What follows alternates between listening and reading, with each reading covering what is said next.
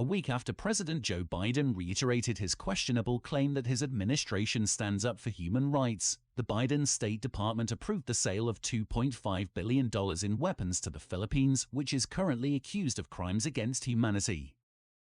In 2021, the International Criminal Court's ICC Chief Prosecutor Fatou Bensouda announced that she was seeking full judicial authorization from the Hague Tribunal to open a full investigation into Philippine President Rodrigo Duterte's ongoing war on drugs that killed thousands of people, including innocent men, women, and children. Information obtained by the prosecution suggests that state actors, primarily members of the Philippine security forces, killed thousands of suspected drug users and other civilians during official law enforcement operations.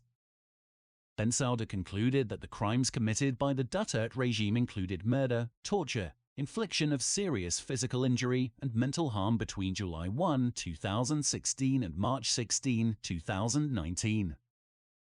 Duterte ordered the Philippines to withdraw from the ICC, fearing accountability for his administration's illegal and criminal actions against humanity. Even though the Philippines is no longer a party to the court's Rome Statute, the ICC can still try crimes committed while the Philippines was a member from November 1, 2011 until March 16, 2019. Why is the Philippines murdering innocent people? Philippines President Duterte launched his terror campaign allegedly aimed at the illegal narcotics industry shortly after his victory in the May 2016 presidential elections. Duterte ran on a single issue of eradicating crimes in the Philippines, gained popularity through promises to murder criminals, and has repeatedly urged police to execute drug suspects. The United Nations counts at least 8,000 state murders, while human rights defenders estimate there have already been at least 30,000.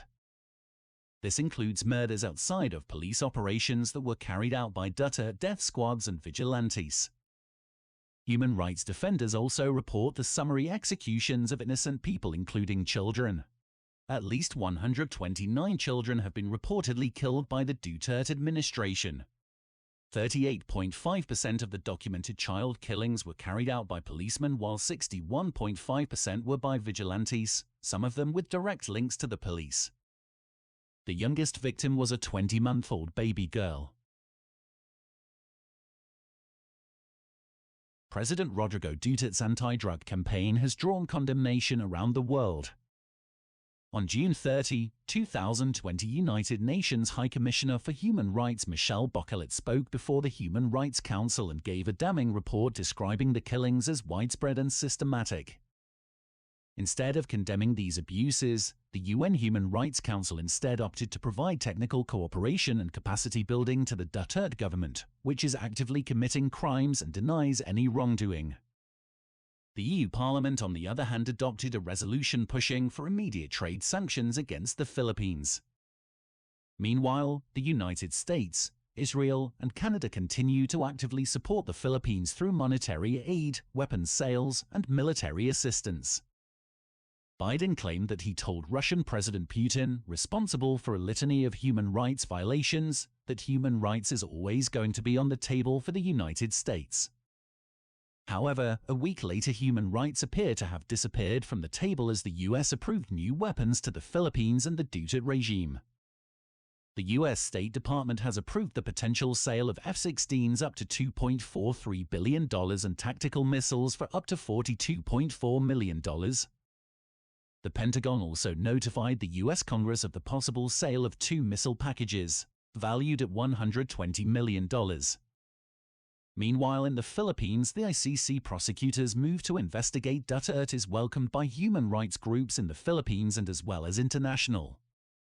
Several groups including ICAP and HRW urged United Nations Human Rights Council to effectively condemn the Duterte government's atrocities and probe and course-correct their actions and help the victims of Duterte's crimes. It is up to the UN to send a strong message that it too will no longer allow the Philippine government to continue its campaign of human rights violations with impunity.